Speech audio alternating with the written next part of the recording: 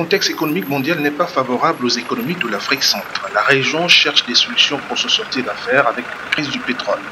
L'une d'elles, conviennent les pays de la CEMAC, passe par une harmonisation de la gestion des finances publiques et celle-ci s'appuie évidemment sur un renforcement des capacités des ordonnateurs principaux du budget de l'État. Jusqu'à une période récente, seul le ministre en charge des finances concentrait en fait la réalité du pouvoir financier. Mais dans les nouvelles dispositions, donc il est retenu qu'on renforce la responsabilité des ministres sectoriels donc dans le cadre de la gestion budgétaire. Donc quand on responsabilise les ministres sectoriels, il va de soi qu'il faut mettre en place auprès de ces ministres des mécanismes de contrôle pour s'assurer de la bonne utilisation des fonds.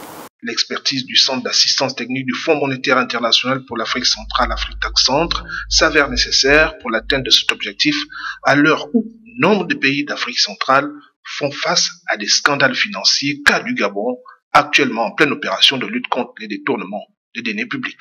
Il faut permanemment s'assurer que les opérations qui sont exécutées sont en conformité avec la loi de finances. Donc ça, c'est le contrôle a priori systématique, c'est le contrôle du contrôleur financier. Mais il y a d'autres types de contrôle.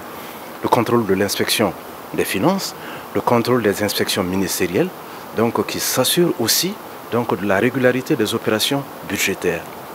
Et enfin, il y a le contrôle a posteriori, qui est très généralement le contrôle de la Cour des comptes. Donc après l'exécution du budget, donc, la Cour des comptes intervient pour s'assurer que l'exécution qui a été faite de la loi de finances est en conformité avec l'autorisation qui a été donnée par le Parlement. Selon les experts réunis ici à Libreville, la mise en œuvre du contrôle et l'audit interne dans les administrations publiques constitue le meilleur moyen de maîtriser les risques.